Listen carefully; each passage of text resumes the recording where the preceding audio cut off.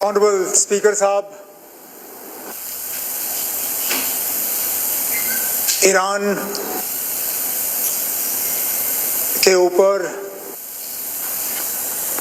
जिस तरह एक नाजायज और गैर कानूनी जंग ठोसा गया, मुझे नहीं लगता है कोई खड़ा होकर उसके हक में बोल सकेगा। उसके साथ साथ मैं आपकी बात कर ही नहीं रहा हूं ना, अब उसके साथ साथ जिस तरह इंसानियत का कत्ल करके बेरहमी से ईरान के सुप्रीम लीडर आयतुल्लाह खमेनी साहब, उनके कई साथी और करीबी रिश्तेदारों को शहीद किया गया, उसकी जितनी भी मजम्मत की जाए कम होगी। अफसोस की बात यह है कि मामला वहां रुका नहीं। स्कूल में पढ़ते हुए मासूम बच्चियों को जिस तरह बेरहमी से मारा गया, मैं तो कहता हूं कि शायद ही हमारे रीसेंट हिस्ट्री में इस तरह के कोई वाकयों की हमें याददाश्त हो। और मकसद क्या, अभी भी समझ नहीं आता। अमेरिका के सदर की बात अगर आप सुने तो उन्हें शायद खुद इस बात का एहसास नहीं है कि ये जंग ईरान के ऊपर ठोसा क्यों गया।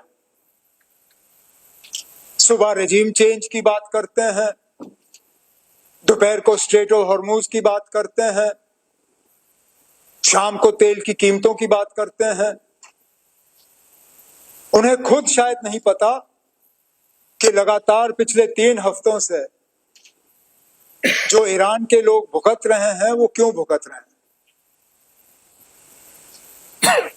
अब हमें ये कहा गया यहाँ पे कि हमें कोई ऐसी बात नहीं करनी चाहिए जो डायरेक्टली हमें टच ना करे।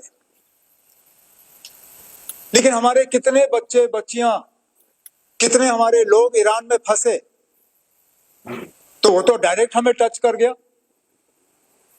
आज हमारे पेट्रोल पंपों के बाहर लाइनें लगी हुई हैं, वो भी हमें डायरेक्ट टच कर गया। और सबसे ज्यादा हमारे जज्बात, हमारे एहसासात, हमारे फीलिंग्स को जो एक ठेस पहुंची, एक हमें दर्द हुआ। मुझे लगता है हम सबको यहां हाउस के सामने अपनी बात रखने का पूरा हक है। अब ये सही है कि यहां बैठ के हम जंग रोक नहीं सकते,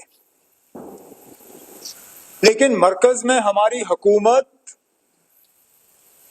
बार बार इस बात का जो है वो दावा करती है कि दूसरे मुल्कों के साथ उनके इतने अच्छे ताल्लुकात हैं, और मैं जानता हूं इस चीज को, है अच्छे ताल्लुकात।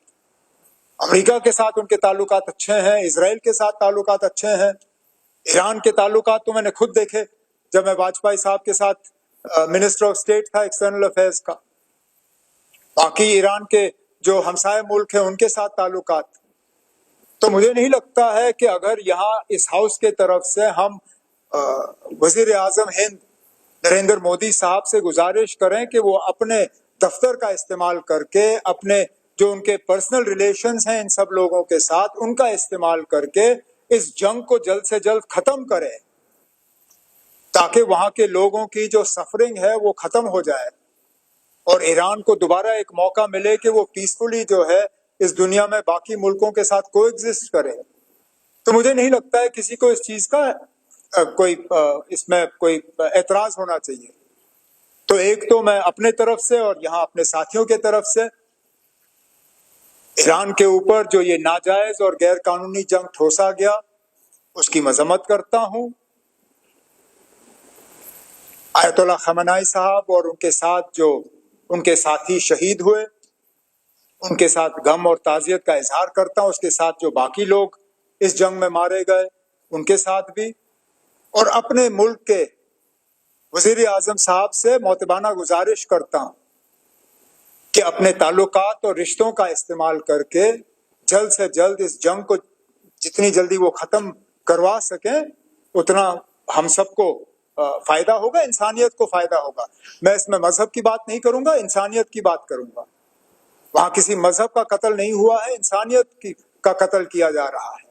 इंसानियत को बचाने के लिए अगर हमारा मुल्क जो है एक रोल अदा कर सके और इस जंग को बंद कर सके, मुझे लगता है तमाम इस जम्मू कश्मीर की असेंबली जो है उनको इस चीज से कोई एतराज नहीं होगा। शुक्रिया।